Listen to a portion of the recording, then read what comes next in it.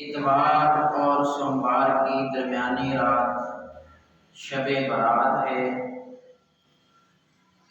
اس کے متعلق چند باتیں گوش گزار کرنی ہیں۔ میرے عزیز دوستو، شب برات کی جو رات ہے اس کی اہمیت اور فضیلت کثیر احادیث سے ثابت ہے، اور یہ اللہ رب العزت کی طرف سے سال میں مختلف موقع ہوتے ہیں کہ اللہ رب العزت بندوں کو بخشنے کے بہانے تلاش کرتے ہیں، بندوں کو بہانے دیتے ہیں۔ یہ اللہ رب العزت کی طرف سے سنہری موقع ہوتے ہیں کہ اللہ رب العزت اپنے فضل، رحمت اور شفقت سے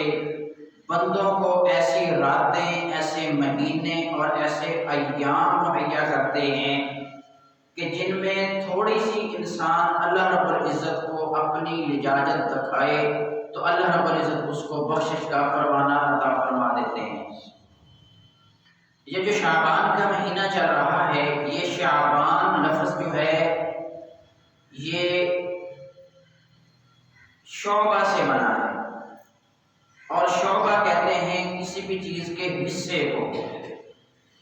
تو اللہ رب العزت کی رحمت کے بے شمار حصے ہیں، انہی رحمت کے حصوں میں سے اللہ رب العزت شب برات میں اپنی رحمت کو عام کرتے ہیں۔ اور ایک اعتبار سے شعبان کا معنی ہے تفرق اور پھیل جانا، چونکہ اس رات کے اندر اللہ رب العزت کی جانب سے رحمت اور بخشش پھیل جاتی ہے پوری روئے زمین پر، اس لیے اس کو شعبان کہا گیا ہے۔ شعبان کے 5 حروف ہیں، وہ بھی اس کی اہمیت اور فضیلت کی طرف اشارہ کرتے ہیں۔ شین سے اس مہینے کی شرف اور بزرگی کی طرف اشارہ ہے، عین سے علو مرتبت کہ یہ بلندی والا مہینہ ہے، الف سے الفت اور انسیت کی طرف اشارہ ہے، اور با سے بر نیکی کی طرف اشارہ ہے، الف سے الفت اور انسیت کی طرف اشارہ ہے، اور نون سے نور کی طرف اشارہ ہے۔ اس شعبان کے جو 5 حرف ہیں یہ بھی اس کی فضیلت کی طرف اشارہ دیتے ہیں، اور چاہیے یہ کہ ہر عقل مند انسان اس رات کو غفلت سے نہ گزارے، بلکہ اس رات کی تیاری کرے اور اس میں اپنے رب سے گڑ گڑا کر اپنے لیے بخشش کا پروانہ عطا کرے۔ اللہ رب العزت نے پورے سال کے اندر بہت سی راتیں عطا کی ہیں، ان میں سے 5 راتیں جو ہیں وہ بڑی مبارک ہیں۔ 8، 9 ذی الحج، اسی طرح عید الفطر کی رات، اسی طرح عید الاضحیٰ کی رات، اور اسی طرح شب برات 15ویں شعبان کی رات۔ حضرت عبداللہ بن عمر رضی اللہ تعالیٰ عنہ فرماتے ہیں کہ ان 5 راتوں میں جو بھی دعا کرو قبول ہوتی ہے، رد نہیں ہوتی۔ اور اس رات میں اللہ رب العزت کی جانب سے اللہ کے بھیجے ہوئے فرشتے روئے زمین پر پھیل جاتے ہیں، جو کہ اس رات کے شروع ہونے سے ہی، سورج کے غروب ہونے سے ہی وہ فرشتے آ جاتے ہیں۔ یہ اللہ رب العزت کا جو فرشتوں کو بھیجنا، روئے زمین پر پھیلنا، یہ اللہ رب العزت کا معاملہ ہر رات میں ہوتا ہے، لیکن ہر رات کے آخری تہائی حصے میں ہوتا ہے، اور شعبان کی 15ویں رات کو یہ خصوصیت حاصل ہے کہ اللہ رب العزت کی طرف سے رحمت کا پھیل جانا اور فرشتوں کا نزول یہ سورج کے غروب ہونے سے شروع ہو جاتا ہے، اور صبح صادق تک یہ رہتا ہے۔ وہ فرشتے اللہ رب العزت کی جانب سے آوازیں دیتے ہیں، جو بندہ قیام میں کھڑا ہوتا ہے، ذکر اذکار تلاوت عبادت کر رہا ہوتا ہے کوئی مغفرت مانگنے والا، اللہ رب العزت کہتے ہیں میں اس کو مغفرت عطا کروں، ہے کوئی رزق مانگنے والا میں اس کو رزق عطا کروں، ہے کوئی مصیبت سے چھٹکارا حاصل کرنے والا، میں اس کو مصیبت سے نجات عطا کر دوں۔ سرکار دو عالم صلی اللہ علیہ وسلم نے ارشاد فرمایا کہ یہ جو شعبان کی 15ویں رات ہے یہ فیصلوں کی رات ہے، اس میں انسان کے بارے میں اللہ رب العزت مختلف فیصلے کرتے ہیں اور وہ فرشتوں کے سپرد کرتے ہیں۔ کسی کی موت کا فیصلہ ہے، کسی کے حیات کا فیصلہ ہے، کسی کی نیک بختی کا فیصلہ ہے، کسی کی بدبختی کا فیصلہ ہے، کسی کے لیے رزق کی فراوانی کا فیصلہ ہے، کسی کے لیے رزق کی تنگ دستی کا فیصلہ ہے،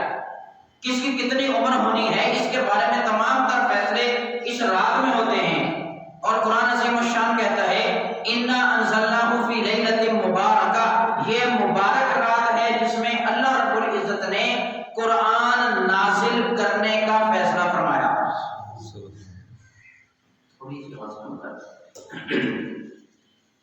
اللہ رب العزت نے قرآن عظیم الشان کو یک بار کی سارا اتارا ہے لیلۃ القدر میں۔ لیلۃ القدر میں اللہ رب العزت نے سارا قرآن اتارا، پھر سرکار دو عالم صلی اللہ علیہ وسلم کی نبوت کے بعد 23 سال میں اس کو مکمل سرکار دو عالم صلی اللہ علیہ وسلم کی ذات بابرکات پر اتارا ہے۔ لیکن کوئی بھی کام شروع کرنے سے پہلے ایک ہوتی ہے اس کام کی تجویز کرنا اور ایک ہوتا ہے اس کام کا نافذ کر دینا۔ قرآن کو اتارنے کی جو تجویز تھی، جو فیصلہ تھا، وہ اسی شعبان کی 15ویں رات میں اللہ رب العزت نے کیا ہے، اور اس قرآن کو اتارنے کا جو نفاذ تھا وہ لیلۃ القدر میں کیا ہے۔ اور اس رات میں کوئی بھی خاص عبادت مقرر نہیں ہے۔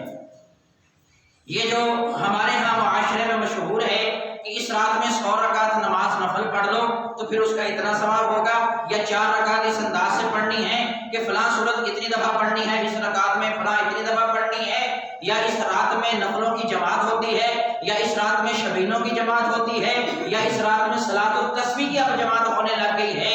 یاد رکھیے کہ سرکار دو عالم صلی اللہ علیہ وسلم سے کسی بھی طرح کا یہ عمل ثابت نہیں ہے۔ اس رات میں صرف عبادت کرنے کا ذکر ہے کہ اس رات میں جس انداز سے بھی انسان عبادت کر سکتا ہے کرے، اور اس کی کوئی بھی خاص شکل نہیں ہے۔ اور اگلے دن جو 15 شعبان کا دن ہے اس دن روزہ رکھنا احادیث سے ثابت ہے۔ حضرت عائشہ رضی اللہ تعالی عنہا نے پوچھا کہ اے اللہ کے رسول آپ روزہ کیوں رکھتے ہیں اس شعبان کی 15 تاریخ کو؟ فرمایا کہ اس دن اور اس رات میں انسان کے بارے میں اللہ رب العزت کے ہاں مختلف فیصلے ہوتے ہیں، میں یہ پسند کرتا ہوں کہ جب میرے بارے میں کوئی فیصلہ ہو تو میں روزے سے ہوں، اس لیے اس دن میں صرف روزہ ثابت ہے، باقی کسی قسم کی کوئی خاص عبادت کی شکل نہیں ہے۔ حتیٰ کہ نفلوں کے بارے میں تو یہ حکم ہے کہ فرائض ایک شعار ہیں، اور شعار جو بھی اسلام کا شعار ہو اس کو پھیلانا چاہیے، لیکن نفل جو ہے یہ تو تنہائی کی عبادت ہے،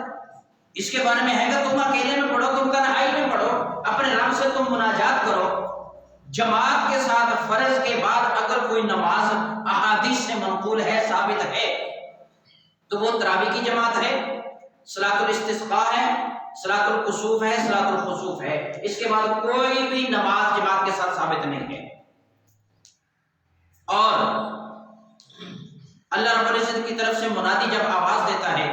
کہ ہے کوئی مغفرت طلب کرنے والا، ہے کوئی رزق مانگنے والا، ہے کوئی مصیبت سے چھٹکارا حاصل کرنے والا، سب کی بخشش کر دی جاتی ہے۔ حضرت انس رضی اللہ تعالیٰ عنہ سے روایت ہے سرکار دو عالم صلی اللہ علیہ وسلم نے ارشاد فرمایا کہ اس رات میں اللہ رب العزت بنو کلب کی بکریوں کے بالوں کے برابر انسانوں کی بخشش کرتے ہیں، سوائے چند اشخاص کے، ان میں سے ایک ہے کینہ رکھنے والا، جو اپنے دل میں دوسرے کے بارے میں کینہ رکھتا ہے، اس کی اس رات میں بخشش نہیں ہے۔ شرک کرنے والے کی بخشش نہیں ہے، ناحق قتل کرنے والے کی بخشش نہیں ہے، زنا کرنے والے کی بخشش نہیں ہے، اپنے رشتہ داروں سے قطع تعلقی کرنے والے کی بخشش نہیں ہے، والدین کا نافرمان ہے اس کی بھی اس رات میں بخشش نہیں ہے، شراب پینے والے کی بخشش نہیں ہے، حتیٰ کہ غرور اور تکبر کی وجہ سے اپنی شلوار ٹخنوں سے نیچے گھسیٹتے ہیں، اس کی بھی بخشش نہیں ہے۔ اور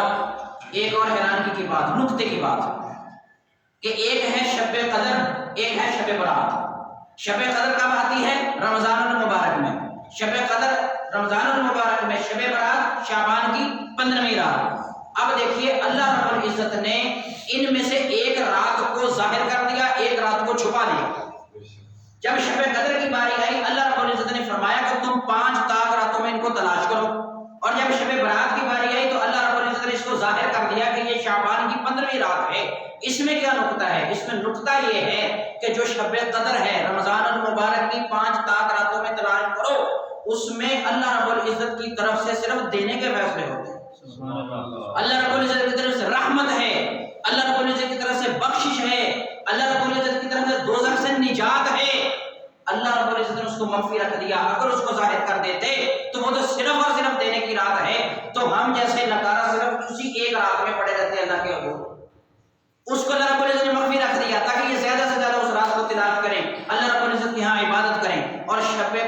برات کو کیوں ظاہر کیا؟ اس لیے کہ اس رات میں قضا کے فیصلے بھی ہیں، اللہ رب العزت کی طرف سے قہر بھی ہے، اللہ رب العزت کی طرف سے رضا بھی ہے، اللہ رب العزت کی طرف سے قبولیت بھی ہے، اللہ رب العزت کی طرف سے رد بھی ہے، اللہ رب العزت کی قرب بھی ہے، اللہ رب العزت سے بعد بھی ہے، سعادت بھی ہے، بدبختی بھی ہے، ساری چیزیں ہیں۔ اللہ رب العزت نے اس رات کو ظاہر کر دیا ہے کہ تم ان میں سے اگر اچھے فیصلے کروانے چاہتے ہو تو شعبان کی 15ویں رات کو اپنا لو۔